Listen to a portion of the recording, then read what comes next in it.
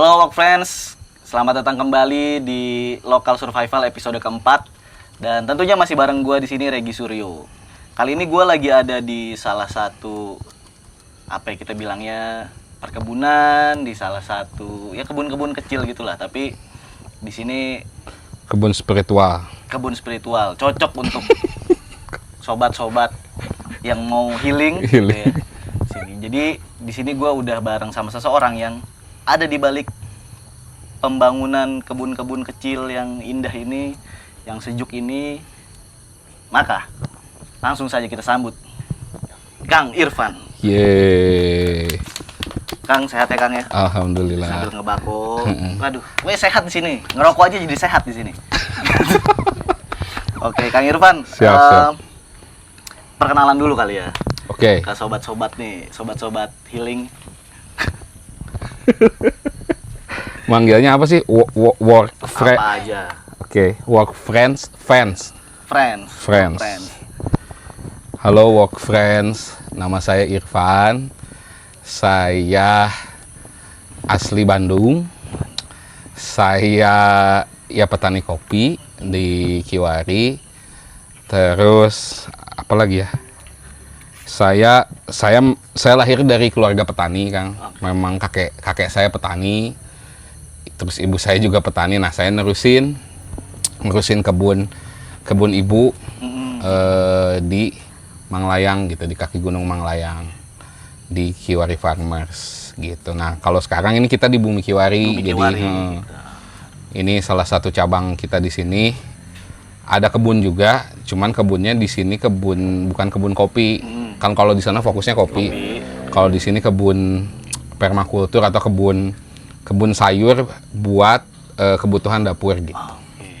Nah, ini menarik banget nih. Nanti sebelum kita jauh ke sana, tadi juga Kang Irfan udah mengenalkan dirinya siapa gitu. Tapi sebenarnya yang gue penasaran adalah Kang Irfan nih membranding dirinya dengan sebutan petani edgy ya. Betul. Petani edgy. Petani ujung. Petani ujung. Kenapa nih Kang? Bisa kepikiran kayaknya keren. Tapi keren juga sih yang petani edgy. Biar ditanya sih. Jadi kan ada yang ngajakin podcast gitu ya. Terus ya itu sih sebenarnya kan memang saya kuliah di pertanian, Kang. S1 saya di Unpad.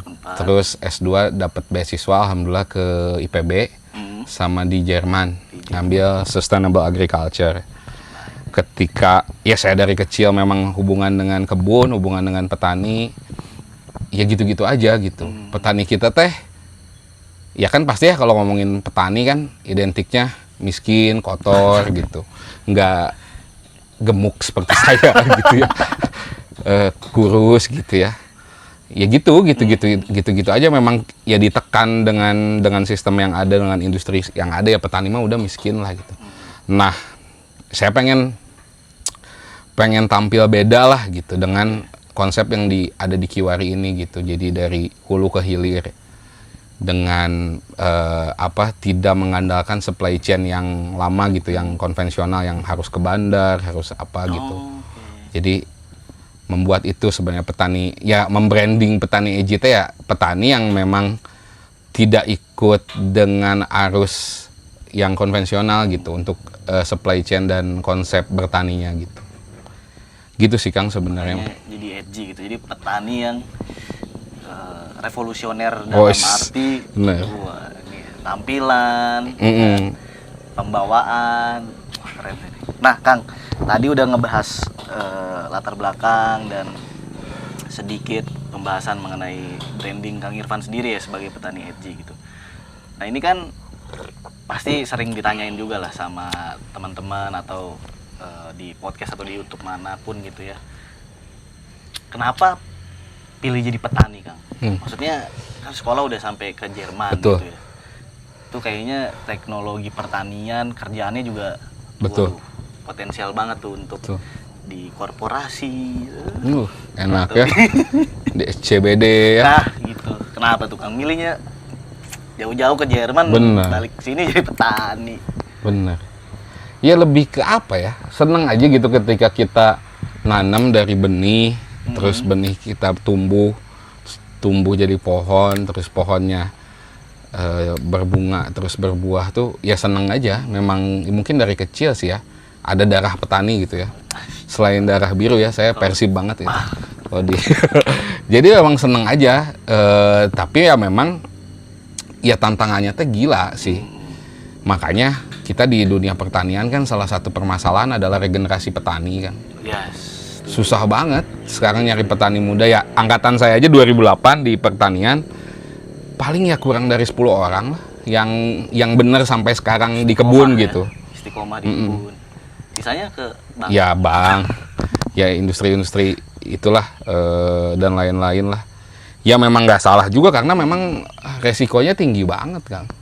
Resikonya tinggi, terus ya kalau saya merenung ke diri kita gitu ya, ke generasi milenial sama ke bawah tuh ya generasi instan memang pengen cepet kan. Kalau bertani kan ya nggak bisa gitu. Mau gimana, harus menghargai proses lah. Nah, ya klisenya itulah ya, maksudnya ya pengen jadi contoh lah gitu. Karena yang terbaik ya kita harus jadi petani tapi kitanya juga nggak bisa macul misalnya ya, atau nggak berkebun ya buat apa gitu. Dan ya yang terbaik adalah dengan contoh gitu ya.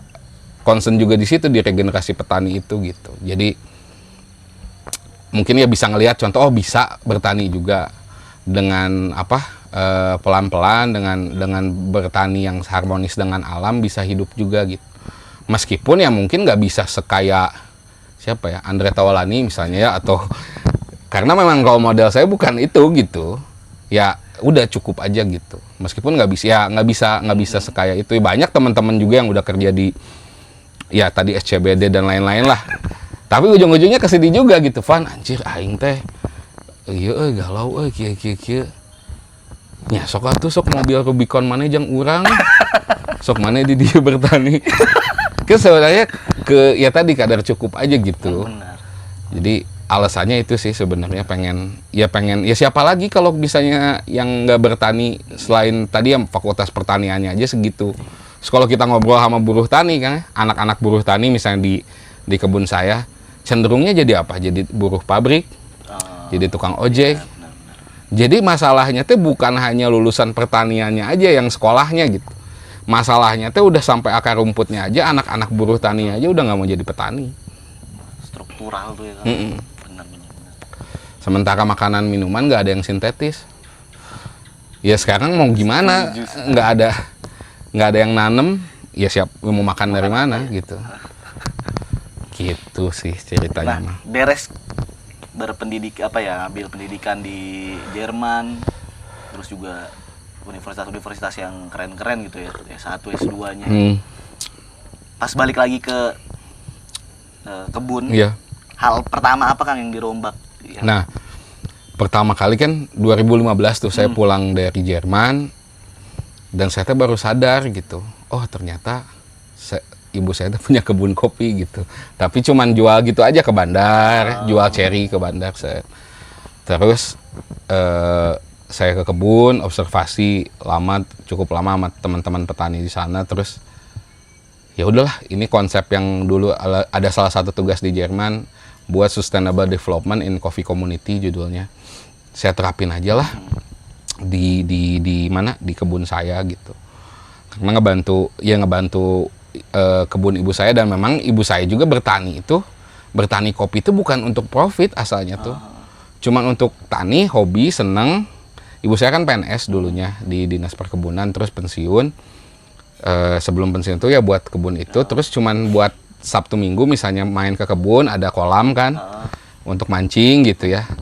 Dan ya udah kopinya cuma dijual ke bandar gitu. Pas ngelihat potensi ketika 2015 kan lagi ya masih belum ramai kan kopi. Akhirnya ya udahlah ke sana saya observasi, oh ternyata ada potensi nih gitu. Potensinya dalam artian ya saya pengen menghubungkan hulu hilir ini. Karena kan permasalahannya tadi selain regenerasi petani adalah supply chain pertanian panjang banget gitu ya. Dari bandar kecil, bandar besar, terus akhirnya petani ya dapat segitu-segitu lagi gitu. Makanya saya buat warung kopi Kiwari yang di bawah. Jadi saya buat kelompok tani, udah badan hukum, terus saya buat warung kopi Kiwari di bawah. Tujuannya apa ya? Supaya petani dapat untung dari segelas kopi. Kan segelas kopi yang ini misalnya ini kan udah value edit paling gede, udah nggak bisa diapa-apain lagi. Cuman si value editnya ini saya bawa ke kebun gitu. Jadi kita di akhir tahun sampai sekarang suka ada cashback ke petani, ke anggota. Dalam anggota ya rapat tahunan lah, akhir tahun dihitung keuntungan kita dari Bumi Kiwari, dari produk, terus ada cashbacknya ke petani gitu. Jadi buat dua itu, jadi perkuat hulu sama hilir gitu. Dan itu model yang menurut Kang Irfan ini win-win solution gitu ya, dia bertani juga jadi semangat gitu. Betul. Terus kalau dari kualitas sendiri Kang, saat ini yang dari kebun di Manglayang itu udah ke mana aja Kang? Khusus untuk specialty coffee aja atau komersil? Khusus specialty sih kita jadi memang dari awal petiknya petik merah kan, terus sortasinya dari awal ketat, jadi ketika di akhir tuh udah sedikit si biji-biji rambangnya dan lain-lain tuh, jadi memang ngainya di specialty. Kita jualan ke ya roastery di Bandung, terus ya dijualan di kedai kita, terus juga paling besar ya kemarin ke mana, ke Office Coffee di Banjarmasin. Itu salah satu partner key partner kita lah yang memang ngedukung dari 2017 tuh, kita bareng-bareng sampai sekarang buat processing bareng untuk CM yang pakai stainless gitu, lagi nyobain, baru batch pertama nih tahun ini gitu, lagi nyobain karena memang ya pengen terus eksperimen juga gimana nih gitu. Cuman memang tetap ketika kita melakukan eksperimen itu saya selalu concern di waste, di limbah gitu, yang ini CM limbahnya apa sih gitu. Saya sampai nanya-nanya dulu, oke, ini nggak masalah. Ya udah, go cobain gitu. Berarti emang awalnya fokusnya di kebun kopi dulu. Betul. Ya?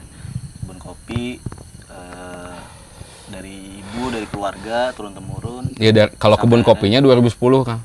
Jadi dari 2010 penanaman pertama sampai 2015 tuh belum diapa-apain gitu. Sama ibu tuh masih jual ke bandar aja gitu. Nah, jadi edit value-nya yang didapetin dari satu cup ini tuh langsung ke petani. Betul. Gitu. Terus kalau ini agak sedikit mendalam nih Kang. Kalau ada kebun gitu ya maksudnya saya juga nggak terlalu mendalami hulunya kopi gitu ya. Itu cuan nggak sih Kang? Ya cuan Kang. Ya cuan ya ketika kita balik lagi tidak mengikuti arus konvensional gitu. Banyak ya maksudnya konvensional juga bisa, cuman butuh lahan yang sangat besar, butuh modal yang sangat besar gitu. Ya contoh lah banyak kan cerita yang misalnya petani, oh ya harga cabai lagi naik, tanam cabai, pas panen cabainya turun. Ya karena ngikutin arus konvensional, ya petani kasihan harga. Nah, ketika kita buat supply chain sendiri, buat alternatif produk jadi, kayak kita misalnya kopi kan, kita jadiin green bean atau roast bean gitu ya, atau misalnya seduh di sini. Kita kemarin panen kacang tanah, kita jadiin selai kacang, kita jualin ke toko-toko organik. Kita kemarin yang lagi masalah pas waktu pandemi, kan tutup tuh, 4 bulan ini tutup, warung kopi Kiwari tutup, supply juga susah, aduh gimana. Nah, tapi karena kita nanamnya beragam, jadi saya di kebun kopi itu banyaknya kopi, kayu manis, ada kapulaga, ada empon-empon. Karena beragam ya kita panen kayu manis ketika itu. Panen kayu manis, panen kapulaga, yang pada saat itu kan harganya lagi naik. Benar. Gitu. Pada nyari tuh orang-orang. Gitu. Karena memang pola alam tuh makin beragam, makin bagus. Sementara industri kita sekarang semuanya termasuk pertanian tuh diseragamkan semua. Jadi harus sama. Memang kan kalau ngelihat kebun misalnya ya, kopi semua bagus gitu ya, atau jagung gitu ya, atau misalnya sawi semua bagus kayak secara kasat mata, tapi secara ekosistem itu jelek banget. Jeleknya karena logikanya gini, misalnya kopi misalnya butuh nitrogen. Oh ya, benar. Kacang menghasilkan nitrogen misalnya. Jadi kopi menghasilkan P misalnya, menghasilkan P, kacang butuh P. Jadi saling simbiosis gitu. Cuman ya lagi-lagi ya kayak gini ya, Akang bisa lihat nanti kan kita tur kebun juga, ini kan beragam banget di sini. Ada delima, ada hanjeli, ada dial, ya itu teh saling harmonis gitu. Ada alasannya kenapa ditanam Betul. itu ya. Meskipun kalau dari sekasat mata kan kayak berantakan gitu ya. Tapi memang ada alasannya, ada layer-layernya lah. Ada tanaman kanopi, ada tanaman yang di bawahnya dan lain-lain. Nah, saya mempelajari itu gitu.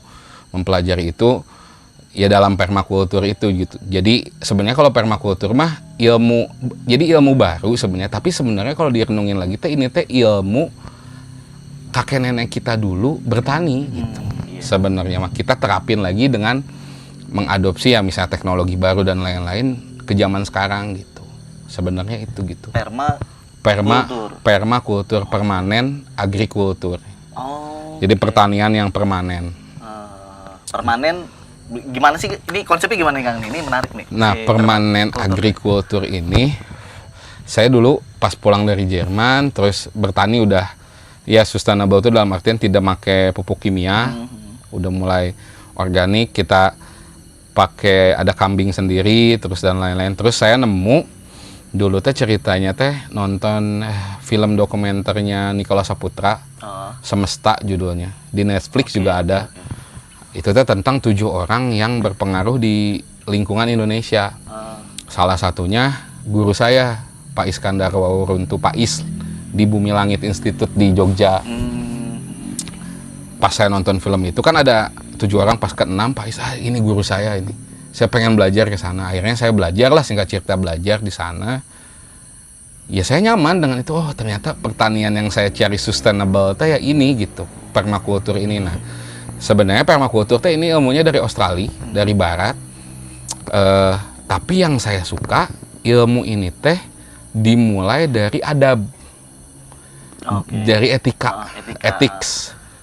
Kan jarang ya ilmu barat yang ke ethics dulu benar, gitu. Benar. Padahal kan ya saya menganut yang adab sebelum ilmu, ilmu sebelum amal gitu. Jadi adab dulu nih. Jadi di permakultur teh ada 3 adab atau 3 etika. Etika kepada alam, etika kepada manusia, sama berbagi adil atau fair share gitu. Jadi kalau etika kepada alam mah jelas ya, kepada manusia juga jelas. Nah, berbagi adilnya itu gimana? Kalau saya nangkepnya gimana kita merasakan misalnya bako yang sama atau kopi yang sama sekarang dengan anak cucu kita nanti minum kopi teh sama gitu. Jadi kita teh bertani, berkebun, berlaku kehidupan sehari-hari teh nggak hanya berpikir untuk kita aja, tapi anak cucu kita nanti gitu.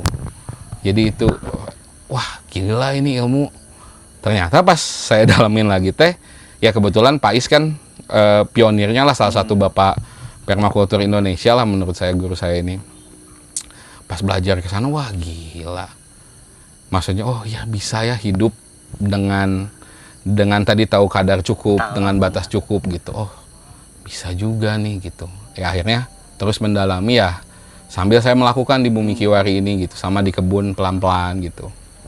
Kayak gitu sih, Kang. Oke, jadi berarti dari kopi dulu baru nih ke permakultur ini. Nah, permakulturnya saat ini bisa dibilang di belakang Bumi Kiwari ini, sama di kopi juga udah mulai kayak dikit-dikit lah. Karena kan kalau luas lahan sekarang kita udah 21 hektar. Yang di kopi 18 hektarnya di lahan perhutani, itu yang anggota kelompok. 3 hektar di lahan milik ibu saya di sana ya, karena besar kan ya jadi pelan-pelan kayak misalnya metode pemupukan, udah mulai mupuk tuh kan biasanya kan langsung di pohonnya, langsung di batangnya. Sekarang mah di lingkar luar daun terjauh, jadi dibuletin mupuk tuh gitu. Terus udah mulai kayak daun-daun yang jatuh udah langsung ditumpuk di situ gitu. Meskipun belum semua prinsip saya lakukan gitu kalau di kebun kopi Kiwari. Karena kan permakultur tadi ada 3 etika dan 12 prinsip yang memang harus dijalankan dalam bertani. Tapi pas saya merenung lagi teh, bukan hanya permanen agriculture, jadinya jadi permanen culture. Jadi kehidupan gitu. Bukan hanya di bertani tapi di berkehidupan. Gitu. Berarti si etika terhadap alam tadi ya, manusia sama berbagi adil. Berarti ini kayak bikin ekosistem gitu nggak sih, Kang? Betul, sebenarnya mah. Ya tadi kan kenapa kita harus beragam? Ya pola alam kan tadi makin beragam makin bagus. Ya kita sekarang yang kehilangan dari generasi kita ke bawah teh adalah wisdom atau kearifan lokal terhadap pengetahuan terhadap tanaman-tanaman lokal misalnya. Kita hanya tahu sayur teh tomat, sayur teh timun gitu. Tapi kita nggak tahu kenikir misalnya, ada nanti calincing, ada kelor, kan nggak tahu, ada hanjeli. Padahal kan, ya itu tuh tanaman lokal gitu, yang memang harus kita lestarikan gitu. Jadi, wah gila, ya anak-anak sekarang kan nggak tahu gitu. Gitu sih yang keresahan saya, anjir gila gini ya gitu.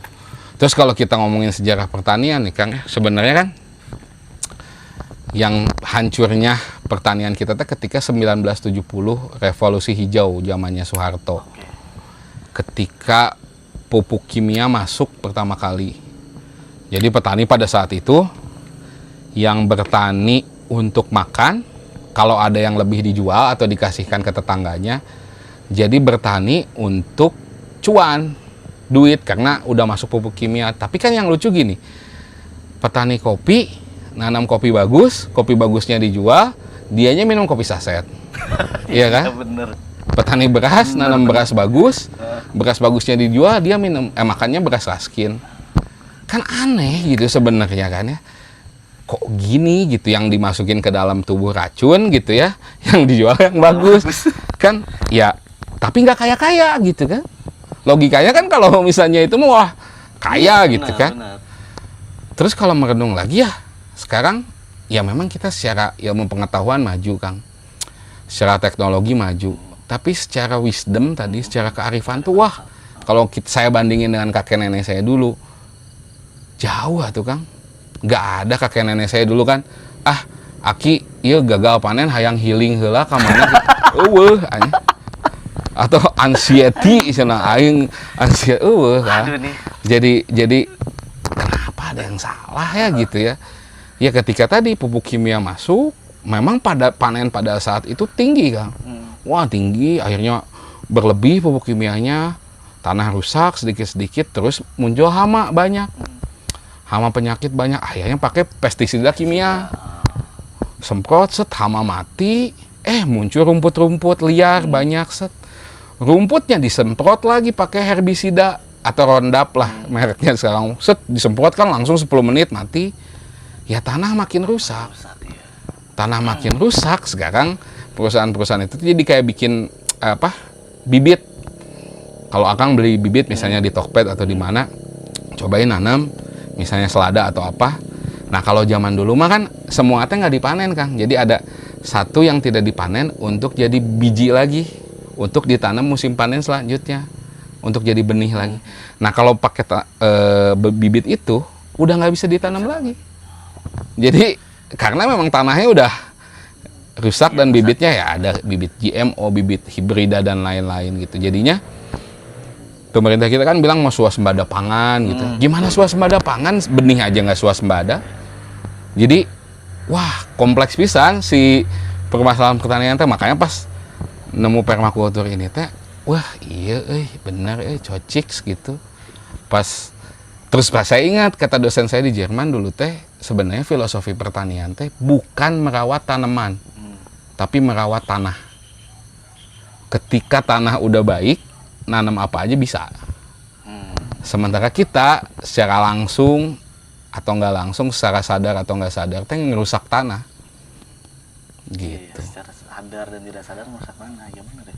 Terus sekarang pupuk kimia naik, wah bingung we petani teh geus anjing. Gitu sih Kang. Ikut-ikutan merenung nih. Iya, harus banyak merenung sih Kang. Bener, bisa jadi terlalu cepat kita teh. Tapi kalau tokoh pertanian saya tahu cuma satu Kang, HS Dillon. Prof. Itu siapa? Nggak tahu. Yang bikin ini Kang diversifikasi pangan. Nah, jadi zaman swasembada pangan dulu kan semua makan beras. Terus beras, kalau orang keluarga makmur tuh makannya beras gitu. Betul. terus tiba-tiba dia dengan salah satu Orang Indonesia itu teh? orang Indonesia keturunan India. Oh, India. Dia bikin, ini nggak bisa nih, kita harus bikin diversifikasi pangan. Betul. Yang biasa makan singkong, tela dan Iya. sagu lain-lainnya jangan dipaksa makan Betul. beras. Wah, keren sih itu. Ya memang iya itu harus. Ya kan tadi beragam Iya, tadi kan. beragam tadi ya. Iya. Itu ada hanjeli itu nanti di situ. Hanjeli juga karbohidrat yang udah dilupakan. Hanjeli, Sorghum gitu. sorghum, hanjeli. Jadi wah gila sih sebenarnya kalau ngomongin masalah pertanian kita gitu ya. Makanya ya kenapa gini tuh karena memang udah maksudnya saya beberapa kali kan ya dulu kan pernah jadi dosen Unpad. Dosen Unpad terus pensiun dini, resign udah 4 tahun. 4 tahun. 4 tahun jadi 2015 sampai dosen tetap. Pertanian Unpad. Tapi saya ngelihat permasalahannya nggak bisa. Saya masuk ke kebijakan, masuk ke ya beberapa kali kan. Oh iya saya udah masuk Kick Andy Kang. Ya itu terus ya di like ya di subscribe Kick Andy kan teman akang siapa yang masuk Kick Andy kan bener iya kan ya makanya harus bangga petani Kick Andy ya itu ketika udah ngomongin kebijakan secara makro pertanian saya ngomongin apa misalnya dan lain-lain nggak didengar didengar tapi tidak dilakukan. Karena ya behind politik power there is money power kan. Saya nggak punya uang gitu ya udah melak gitu. Menanam teh adalah melawan anjing. Gaya astagfirullahaladzim. Tit. Gak apa-apa ya ngomong gitu ya. Baik, nggak apa-apa. Paling dolar kuning. Dolar deui nya. Gitu sih Kang. Tapi emang ini hobi juga Kang nanam atau? Iya hobi sebenarnya hobi. Jadi memang nah ini yang unik yang kemarin saya pas di Bumi Langit itu belajar Pak Is ketika datang pelatihan itu kan beragam ya orang yang datang tuh ada yang developer games ada yang ini tapi yang pengen berkebun semua lah gitu ya asik tapi beliau ngomong di awal pertemuan sebelum belajar permakultur teh jangan memulai segala sesuatu karena uang. Setuju. Itu teh awal dari bencana. Wah, dalam. Kata aing teh anjing ini tapi udah butuh duit sok akhirnya budak sekolah udah mau bisa pakai kelor gitu ya nih bayar sekolah pakai kelor kan nggak bisa kita bayar wifi gitu kan bayar wifi pakai kenikir gitu makanya ketika merenung lagi teh bener sih cuman maksudnya teh bukan nggak boleh bertani bukan nggak boleh berdagang tapi niatnya jangan karena uang dulu. Karena kalau udah karena uang dulu akan ada kompromi-kompromi. Oh iya. Misalnya kayak ada cerita lah kasus misalnya anak sama ibu bisnis bareng jadinya udah nggak nganggap anak gitu ya kan. Atau sahabat asalnya kan bisnis bareng. Jadinya anjir karena duit dulu gitu. Atau misalnya komprominya ke alam, akhirnya kita karena tujuannya duit, ya udah eksploitasi. Nggak tahu batas. Jadi maksudnya iya ya. Ya gitu ya. Kesenangan dulu ya. dari lahirnya. Jadi makanya tadi kalau ditanya hobi ya saya bertani, saya senang untuk makan anak saya dulu, anak istri saya dulu di sini teh. Ketika ada lebih, ya udah buat di warung. Gitu. Jadi asupan setidaknya lah kalau saya mah udah terpapar makanan industri banyak lah gitu ya. Dan ngeunah tukang misalnya Indomie mie instan tehnya dingin gini kan. Bener. Tapi kan sehat nggak gitu. Atau kalau di Islam mah halal dan toyib kalau Pak Is bilangnya kan. Memang kita teh makan teh halal tapi banyak yang nggak toyib gitu sehingga ya sekarang dikit-dikit healing gitu saya mah percaya itu you are what you eat ya itu mun bahasa Inggris nama you are what you eat ya memang ketika kita ya serba maju sekarang tapi kita makannya berantakan ya nggak dapat wisdom makanya saya mah kan udahlah saya mah banyak terpapar ya udah ngurangin kan semuanya semenjak dari Bumi Langit minimalnya anak saya generasi saya penerus teh udah yuk makan dari kebun gitu. Kita tahu pupuknya gimana, bibitnya gimana. Sehingga apa harapannya nanti ya punya wisdom yang kakek saya, nenek saya dulu punya gitu di zaman sekarang gitu. Karena itu saya percaya semuanya dari makanan dulu gitu. Apa di makanan minuman dulu yang memang membuat kita banyak masalah sekarang teh gitu. Gitu sih Kang. Oh. Sebenarnya. Sering dengar itu sering sih. You are what you eat ya. Cuma kayak masa iya sih. Oh, ternyata ya dijawab. Ya cobain lah Kang makan Indomie sebulan. Sok nanti balik lagi ke sini. Nggak akan balik ya. Tapi terus itu dah. Memang enak kan sebenarnya. Terus ada buku bagus 10% Human judulnya. Ternyata tubuh kita itu cuma 10% Kang. Human-nya. 90%-nya makhluk hidup yang numpang hidup di tubuh kita. Kayak virus, bakteri, jamur, air dan lain-lain. Jadi ketika kita makan enak, ya kan halal misalnya enak, aduh enak di mulut. Tapi ketika masuk si 90% ini teh, nah si Irfan teh dahar teh racun wae merasa dizolimi nih 90%. Akhirnya kan makhluk yang dizolimi doanya diijabah katanya kan. Akhirnya berdoa, ya Allah turunkan penyakit. Akhirnya pandemi, GERD, apalah gitu kan, nggak ada zaman kakek nenek kita dulu. Iya, setuju. Jadi anjing, wah iya ya gitu. Makanya saya mulainya ya karena saya di F&B ya dari makanan minuman. Terus akhirnya jadilah nih si permaculture, permaculture.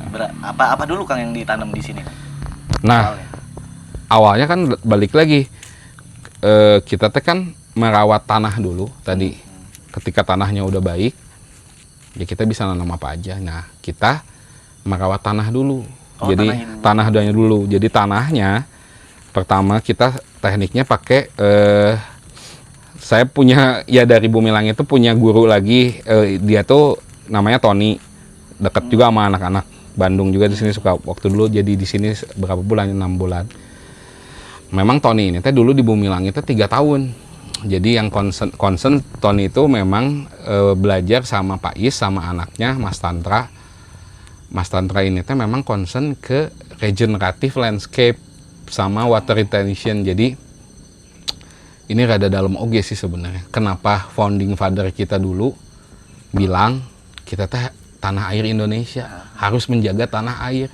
Ya memang benar. Dijaga teh tanah dan air dulu.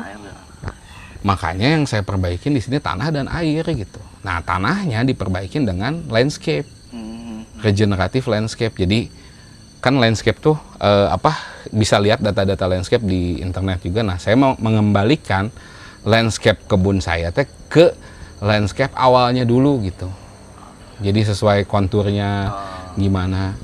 Dengan wisdom lokal yang nanti akan bisa lihat teh kita buat terasering tapi pakai wisdom lokal teh gualeri kapak namanya. Jadi kayak kampak digolerin di apa? Gualeri itu apa sih? Gualeri itu apa sih? Digelar. Kampak digelar gitu. Jadi miring gitu, jadi ya, airnya meresep di tanah ini semua, air topsoilnya nggak ada yang kebuang. Iya. Pertama itu, terus kedua nanam legum tuh kacang-kacangan sama ya kacang tanah kemarin. Jadi nanam kacang tanah dulu. Kenapa? Karena nitrogen fixer. Jadi kacang tanah itu fiksasi nitrogen. Jadi banyak nitrogen untuk mengemburkan tanah lagi gitu. Terus buat kompos dan lain-lain, baru nanam sesuai kebutuhan kita gitu. Oh, butuhnya apa nih? Atau senengnya apa gitu. Baru kita tanam gitu. Oke, berarti tanahnya dulu, terus di lanskapnya dibenerin. Oke. Kemarin. Lumayan tuh benerin landscape. Kemarin pakai volunteer dan lain-lain ya setahunan lah. Ya 6 bulanan lah gitu setahun. Oh, berarti ini udah berapa? Udah ini setahun lebih lah hampir. Jadi landscape dulu. Belajar di Bumi Langit terus bawa konsep itu ke sini. Dan ini possible nggak sih Kang buat di rumah yang ada lahannya? Betul. Sangat possible. Punya taman kecil gitu ya. Ini kayaknya contohnya ini kan. Ini kan cuma berapa meter, tapi kita bisa nanam Saya beberapa kali juga diminta teman gitu untuk Van desainin kan pelatihan di Bumilang itu permaculture design course. Jadi kita bisa mendesain suatu lahan yang harmonis dengan alam gitu. Jadi ngelihat apa angin dari mana, matahari dari mana, airnya gimana, limbahnya kemana. Kayak ini termasuk kecil nih di taman rumah sekarang. Jadi ada tren orang-orang teh landscaping taman rumah teh bukan hanya yang indah dilihat mata, tapi bisa buat digunakan juga. Misalnya kayak kenikir, misalkan bunganya indah, tapi bisa juga dibuat bala-bala. Tadi kan bala-bala gede, atau rosemary, ada dill buat rempah-rempah gitu. Banyak banget sebenarnya, bisa banget sebenarnya. Dan beberapa kali ya mendesainin yang teman-teman gitu. Oh, di komplek misalnya pernah desain. Karena ya itu kan ya harus, kalau kata Pak Luhut kan harus menekan inflasi dengan menanam cabai, katanya cengek di rumah, cabai rawit, ya itu salah satunya mungkin. Nah, dari permakultur yang Kang Irfan bangun nih, signifikan dampaknya udah bisa sampai sejauh mana? Udah sampai ke membantu masyarakat sekitar kan, atau sebenarnya kalau konsep tadi sustainable development in coffee community itu kan sebenarnya konsep saya sebelum saya nemu permaculture. Di situ ada 3 kesejahteraan, ada kesejahteraan lingkungan, kesejahteraan hewan, sama kesejahteraan petani. Lingkungan ya, karena kan ya kopi kan tanaman konservasi dan lain-lain. Di lahan saya dulu di Manglayang itu tuh kalau musim kemarau tuh susah air. Bayangin di gunung kan susah air. Terus kalau musim hujan longsor karena apa, miring gitu kan, lahan miring, erosi. Dan kalau musim hujan ini yang abisnya tuh kan kayak yang bahayanya kalau misalnya lahan tuh kalau hujan longsor kan, hujan gede. Tapi kalau hujan kecil topsoilnya habis ya? Kegerus dan lain-lain. Terus akhirnya nanam kopi ya konservasi, karena kopi kan harus ditanam dengan naungan yang beragam juga. Terus yang kedua hewan mah kita kan pelihara kambing, luwak, ada luwak juga sedikit, sekarang luwaknya udah dilepas liarkan. Terus lebah ya kita juga berprinsip ya animal welfare. Terus ketiga kesejahteraan petani gitu. Kesejahteraan petani ini ya kita di Kiwari kan anggota kelompoknya orang sana semua. Terus tadi ada cashback ke petani. Terus kalau di sini juga di bar di Bumi Kiwari kan warga lokal semua. Jadi sama Ican adik saya kan dilatih barista, tapi pengennya harus warga lokal semua, dari yang masak semua. Ya kita harapannya dengan adanya Kiwari teh jangan sampai warga-warga lokal atau masyarakat lokalnya teh malah jadi nggak bisa kerja gitu. Jadi pengennya itu dulu gitu. Ya kalau dampak positifnya mungkin ya terasa sama tetangga kita dulu gitu. Jangan sampai malah dari luar tapi tetangga-tetangganya nggak bisa kerja gitu. Contohnya itulah dikit-dikit. Nah dengan saya belajar permakultur ini ya lebih lagi maksudnya bukan hanya untuk ekonomi manusianya, tapi gimana keberlanjutannya ini gitu. Keberlanjutannya ini bisa dirasakan sama anak cucu kita nanti gitu, anak cucu barista saya nanti, anak cucunya. Jadi kayak ngebangun Kiwari ini kayak ngebangun ya keluarga, ngebangun anak gitu ya. Memang harus terus pelan-pelan gitu. Kayak gitu sih Kang. Dan hasil ininya dipakai juga di. Iya. Nah karena kan baru tadi landscape kan 6 bulan sampai setahun. Ya sekarang baru nanam kacang kemarin kan. Kacang tanah banyak, dibuat selai kacang. Terus sekarang lagi mulai ngompos lagi mulai kompos buat nanti nanam kebutuhan dapur. Terus yang udah rutin mah paling dari sini daun singkong. Daun singkong kan di sini ada menu gulai daun singkong. Terus ada apa lagi sih tadi teh?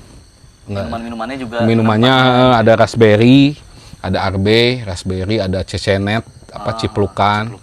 Rosella kita buat minuman juga. Terus ada surawung, teh apa surawung teh? Aduh, surawung. Sering denger sih. Eta lah. Balabannya kenikir dibuat bala-bala gitu. Tapi basicnya yang saya suka dulu, yang saya sama anak saya suka, sama istri saya suka, udah buat gitu. Karena saya berprinsip gini, kita buat aja yang baik dulu gitu. Dan yang baik mah pasti dicari gitu. Jadi ketika buat produk yang baik untuk kita dulu, pasti itu tuh dicari orang lain gitu nantinya mah gitu. Entah dengan cara apapun gitu. At least yang baik dulu yang dimasukin ke tubuh gitu. Iya, jangan yang baik dijual dulu gitu. Berarti semua udah sama keluarga, sama anak, istri udah. Iya.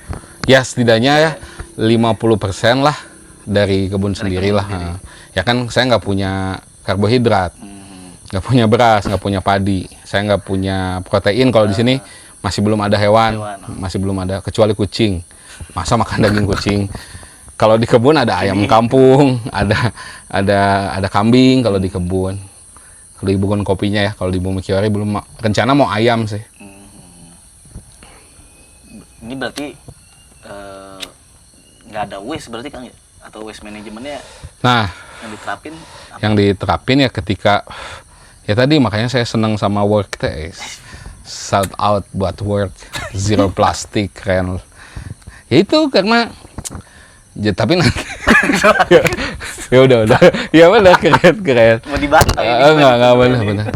Ya itu ketika kita kayak misalnya belanja dari pasar misalnya sebagian dikurangin plastiknya, terus ketika kita ngasih ke customer pakai plastik yang apa, nggak pakai plastik, tapi kalau mau pakai plastik ya pakai yang singkong.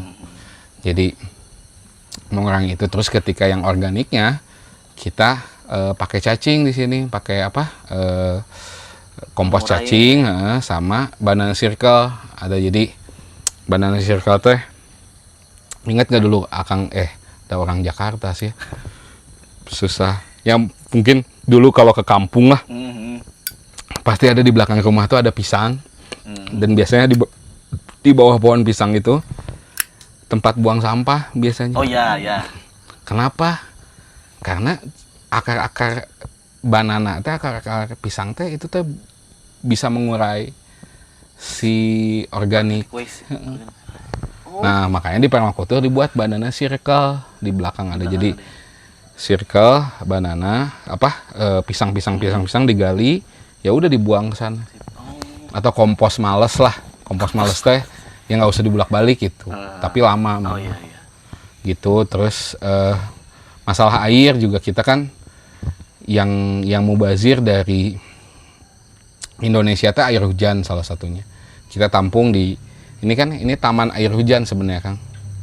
Jadi kita tampung di situ, airnya masuk situ gitu. Terus yang waste airnya juga kita buat grey water system. Jadi baru satu di sini, jadi dimasukin ke eceng gondok dulu, terus sama areng, terus nanti baru sisa-sisa cucian kan itu kan udah keserap, terus di kolam yang kedua udah agak bersih baru ke tanah gitu. Sebenarnya kalau konsep permakultur murni mah prinsipnya tidak ada limbah memang. Tidak ada ya, zero waste banget. Cuman ya masih kita ketika ya susu misalnya, kotak susu masih aduh ini kumahanya, akhirnya kita masih bakar. Itu kemarin kita ngajuin ke BI karena kita binaan BI, ngajuin mesin insinerator Kang. Jadi buat dibakar kan nggak ada asap, tapi ada air buat biodiesel gitu ya. Tapi belum kan, lumayan mahal ya itu. Lumayan banget itu. Hitung. Ini berarti mirip apa bisa dibilang green economy. Iya benar. Green economy. Ya sekarang kan di G20 lagi rame tuh. G20 Indonesia kan tuan rumah G20. Ngomongin green katanya. Green economy. Ya memang iya ke situ. Jadi kan ada konsep ekonomi baru, bukan baru sih. Bukunya udah lama juga. Namanya bukunya Donut Economics. Jadi ekonomi donat atau muter. Circular economy. Jadi G20 dibahas bahwa sekarang negara-negara teh jangan fokus ke GDP, bahkan kita harus di growth katanya si ekonomi itu tuh anjing. Ya percuma kita punya uang banyak, tapi ketika kita keluar rumah panas, dan ketika kita nanam apa-apa nggak bisa. Makanya harus nurunin jejak karbon dan lain-lain kan. ya itu mungkin yang kita terapin di sini. Cuman ya saya ngedengerin juga G20 dan lain-lain, ya bagus sih dari konsep. Tapi karena menurut saya mah kita mah udah kebanyakan teori, kebanyakan konsep. Ikutin yang mana?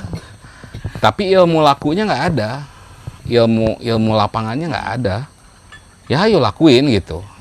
Ya biarinlah teman-teman saya, kan ada beberapa teman dulu di Jerman yang aktif juga di G20, terus beberapa teman di sosmed juga aktif di G20. Bahkan saya mah sampai ya karena keresahan saya ya, saya ngomong, ya maneh teh kan perwakilan Indonesia ya, hayu atuh jangan hanya tataran konsep makro, hayu lakuin ke bawah, hayu pelan-pelan yuk lakuin ke bawah. Karena gila tuh kan masalah sekarang climate change teh is real gitu ya.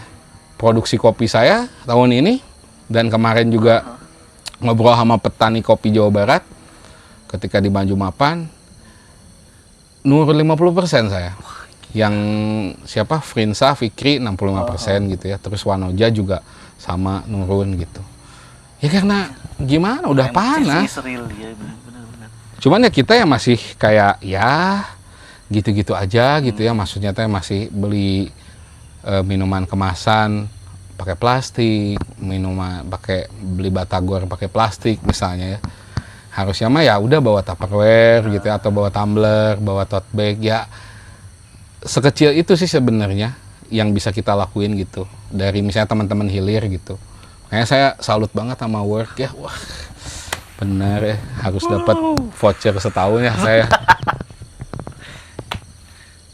Oh, itu yang namanya circular economy. Jadi, betul. Jangan tidak ada limbah, harus mementingkan juga ke alamnya gimana. Betul. Ya? Termasuk inputan gitu, inputan teh pupuk dan lain-lainnya kita buat di situ. Nggak bisa pupuk dari luar. Di sini petani berarti berapa Kang? Kalau yang di Kiwari itu cuma 6 orang anggota kelompoknya, anggotanya dari awal itu. Karena susah, saya mah memang berprinsip quality over quantity gitu. Jadi lebih baik quality-nya bagus gitu, tapi ya kan banyak cerita tukang ya kelompok tani 100 kelompok tani biar dapat bantuan misalnya ya. Saya nggak akan nyebut itu mah karena saya juga. Tapi yang kayaknya ketua kelompok taninya nggak kenal sama anggota siapa sih itu atau musuhan. Saya mah udahlah sedikit aja, makanya ya dari yang ya BI misalnya yang mitra kita binaan BI juga ya aneh gitu, maksudnya kita mah bisa dibina BI juga karena kita mah sedikit gitu. Cuman mungkin ngelihat value-nya, oh iya ya bener kelompoknya ada, terus anggotanya juga punya kebun sendiri dan lain-lain, jadi ningkatin taraf hidup, ya udah jadinya ya udah berkembang gitu. Termasuk itu kan anggota kelompoknya. Tapi kalau yang buruhnya misalnya buruh sortir, buruh metik misalnya, itu kan ibu-ibu di sana ya ada, kalau lagi panen mah ada 50-an lebih lah gitu ya yang memang ya mungkin terdampak gitu ya. Dan yang jual kopi ke kita teh bukan hanya dari anggota Kiwari, jadi boleh juga dari luar gitu, karena kita mah harganya di atas harga bandar pasti gitu. Jadi ya udah, jadi ya itulah petani mah kan sebenarnya bukan masalah lingkungan Kang, sama petani mah kan bisa makan nggak besok gitu. Ketika kita ngomong lingkungan harus organik, harus permakultur, wah mau didenge tuh Kang. Maksudnya ya harus ekonominya dulu diperbaikin gitu, si petani terutama buruh tani yang di kampung-kampung gitu. Baru ketika udah masuk baru kita pelan-pelan, oh ini gitu. Berarti lumayan berasa juga ya buat warga, buat alhamdulillah anggota. Ya rezeki mah udah diatur. Memang nggak bisa sebesar Work ya. Tapi memang ya karena tadi saya mah prinsipnya kita buat produk yang baik, itu mah pasti dicari gitu. Mau apapun itu meskipun sepi kan kayak sekarang cuman Komangun gitu. Kalau lagi hujan gitu. Cuman ya udah tetap buat produk baik ya, sama terus harus adaptasi dengan sekarang gitu, mau nggak mau ya, dengan Ya sekarang generasi sekarang kalau kita ngincernya generasi milenial, generasi Z ya harus aktif di sosmed, harus aktif di ya sosmed lah intinya, di TikTok, di semuanya lah. Cuman memang yang saya konsentrasi adalah ini juga dari Pak Is, dari guru saya. Bumi Langit itu nggak ada marketing gitu kalau Akang lihat IG-nya dan lainnya. Cuman tapi followersnya gila, memang organik semua. Terus engagement rate-nya juga gila. Cuman saya tuh cuman saran Pak Is coba misalnya Budar kan istrinya lagi buat roti, didokumentasikan aja, diupload story, karena kita teh kangen sebagai murid teh misalnya yang jauh teh ngelihat itu teh, dan mungkin jadi bisa menambah sales gitu ya. Nggak mau beliau, udah aja,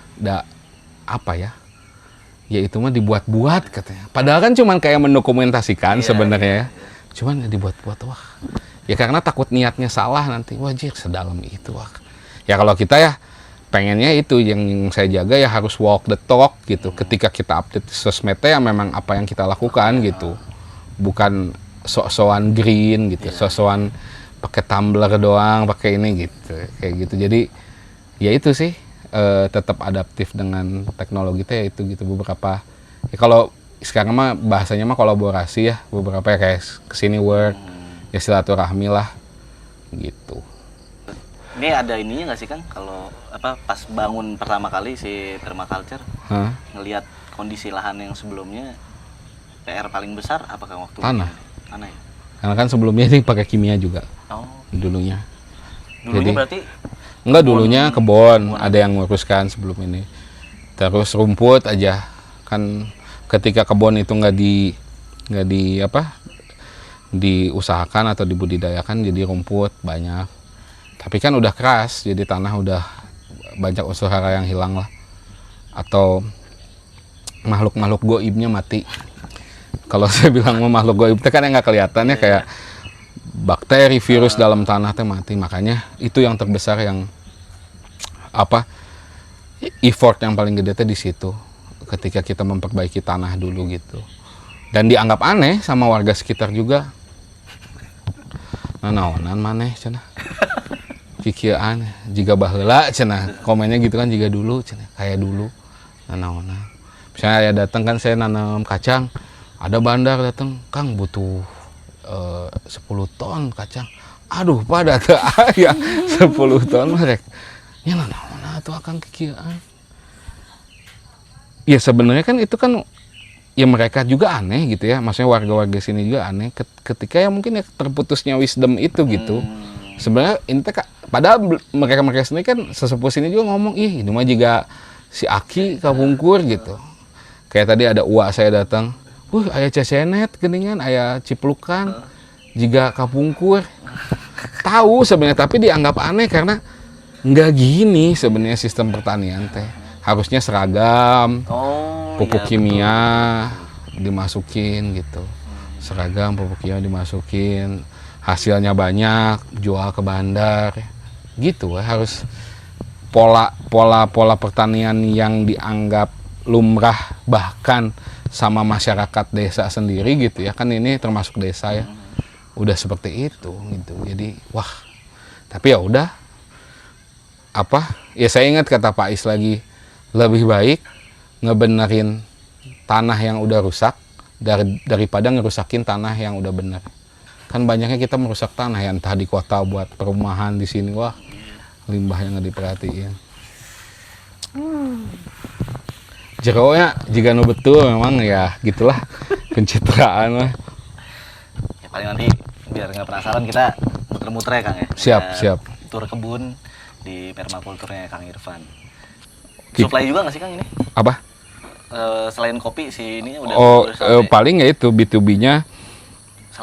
Selai tadi kan ke toko organik di Cimanuk, terus ke toko kopi Jawa itu baru mau nyuplai selai kacangnya ke work barangkali gitu ya. Udah pernah dulu ya. Iya, tapi kan dulu atuh ya masa udah podcast nggak ngambil mah ya, duit lagi ya. Namanya juga silaturahmi kan. Silaturahmi kan memperpanjang rezeki. Betul. Apa nih yang bisa kita Betul. hasilkan dari Betul. Work, ayo work. Ya. Beli kopi dan selai kacang. Ayo para purchasing, Ya. tolong Awas aja. selai kacang, kopi, Iya ayo kan? dong, ayo dong. Iya, masa roti macan aja. Heeh. Kan roti enak pakai selai kacang organik lagi. Aduh. Nanya apa tadi gue? Oh ini. Sempat ada spill kalau di Instagram tuh botanical bar tuh gimana sih Kang itu Kang maksudnya? Oh. Dari Ya itu Ican sih kan. Kalau adik saya kan si Ican mah lebih ke minuman ya, lebih ke hilirnya lah. Memang kan kalau di Barudak juga kan dulu sebelum pas saya masih jadi dosen mah, ya taunya kiwari teh Ican gitu. Ya memang ahlinya dibuat minuman Ican mah. Jadi ketika kita kayak kemarin panen lenca tahu kan? tahu. Nah, Tahu. bisi lenca dibuat minuman sama Ican gitu. Tapi memang si eksperimen kita ini teh cuman hari Minggu pagi. Jadi, nah kalau istri saya mah buat makanan, sesuai ada yang panen di kebun. Nah kalau Ican buat minuman, jadi buat yoga kan kita ada yoga di sini Minggu pagi. Makanan minumannya teh ganti terus, gitu sesuai panen. Nanti ketika kita ngelihat, oh ini potensinya bagus, nah nanti ada di menu reguler gitu. Cuman masih terus aja sekarang nyobain ada panen apa dibuat. Ya itu tadi istilahnya botanical bar lah. Explore, jadi tempat ya wadah eksplorasi. Betul. Dari si hasil kebun Hasil ini kebun ya. tadi. Ada apa yang panen. Si Ican ya tadi di minumannya, istri saya di makanannya. Oke. Ada yoga juga berarti. Ada yoga. Yoga nantilah kita bahas sambil kita tur kebun. Terakhir Kang ini kayaknya ada ini Kang. Petuah gitu. Anjing. Sepuhnya aing teh. buat anak muda kayak kita gitu ya, yang masih ini butuh healing, selain mengonsumsi makanan yang halal dan toyib tadi. Iya sebenarnya ya tadi kita harus merenung lagi ya ke diri kita sendiri teh, apa kita terlalu cepat enggak gitu dengan perubahan ini teh gitu. Ya menurut saya mah terlalu cepat gitu. Makanya ada Biorka sekarang kan rame ya. Terus kemarin banyak banget masalah yang kayak Ferdi Sambo sekarang, terus apalagi sekarang. Ya kemarin yang Dedi Cahyadi tuh di podcastnya bahas sama Hotman Paris, gila sistem hukum kita udah wah cakadut, sistem pertanian kayak tadi. Dikit-dikit healing ya harus berhenti sejenak gitu untuk merenung ke dalam teh bener nggak apa yang kita lakuin teh gitu. Kalau bener ya lanjutin, kalau enggak ya apa yang harus diubah gitu. Cuman mulainya balik lagi ya ke diri kita sendiri, kita yang tahu peran kita apa di sini gitu. Ketika perannya saya sebagai petani ya itu, Akang sebagai apa Akang teh? Apa ya? Calon suami yang baik. Ya, betul. Amin, Allah. Apa gitu ya. Ya masing-masing perannya ada ya harus berhenti sejenak. Terus merenung lagi peran kita teh apa di bumi ini teh, karena kita teh nggak hidup hanya sekarang gitu. Gimana nanti anak cucu kita hidup gitu. Oke. Terbaik sih. Keren. Ini mungkin bisa di highlight juga nih ya. Tadi nggak sengaja gue dapet satu line yang keren dari Kang Irfan. Mengerti tentang cukup, ya kan? Kadar cukup. Itu tuh gimana Kang ya? Nah, ada itu tipsnya nggak tuh kira-kira? Iya. Perjalanan spiritual sih itu mah susah kayaknya. Gimana ya? Ya termasuk saya belajar ke Bumi Langit juga tuh perjalanan spiritual saya sebenarnya, maksudnya ngelihat batas cukup gitu. Kita dan masing-masing kan beda. Iya. Dan tipsnya sih harus dibedakan dengan kebutuhan sama keinginan gitu. Kalau keinginan mah kan ya nggak ada habis ya, punya motor 1 pengen motor 2, pengen punya mobil, udah punya mobil 1 pengen 2, istri 1 Akang belum punya, saya mah nggak ya bisa 2 juga kalau adil mah, tapi kan ya gitu ya terus gitu, nggak pernah habis. Tapi kebutuhan mah kan sebenarnya sandang, pangan, papan, that's it gitu. Sama pendidikan misalnya, atau sama pengobatan misalnya sekarang, ya itu aja sebenarnya. ketika kita berlebih teh pasti ada yang dieksploitasi gitu, dan itu teh ya alam gitu dan ada satu sih yang kakek nenek saya dulu ingat gitu, ketika panen mereka teh ketika panen ngeliatin apa sih, kucing ya,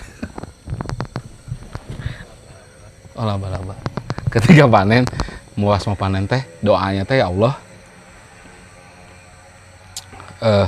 sisakan untuk kami, bahasanya sisakan untuk kami, silakan burung makan, silakan hama makan, sisakan untuk kami, bahasanya sekarang mah kita teh hama teh dibasmi yang aing we gitu. Jadi ya itu, tahu kadar cukup mungkin ya. Oke, sip, thank you banget Kang Irfan nih udah membagikan perjalanan spiritualnya gitu, dan ilmunya pastinya. Dan thank you juga buat teman-teman yang udah stay nonton sampai sejauh ini. Emang live ini di Instagram? Nanti kita enggak akan tur kebun ya Kang ya? Siap, tur kebun. Kita akan tur kebun, lihat ada apa aja sih di permakultur yang dibangun sama Kang Irfan ini. Oke, jadi stay tune. Mungkin bisa diklik ya di dashboard, nanti di sini ada video part 2-nya. Lanjut part 2. Kalau rame lanjut part 2. Lanjut part 2. Siap. Oke Kang, makasih banyak ya Kang. Siap, Kita siap. closingnya sambil muter-muter kebun nanti. Oke, thank you guys.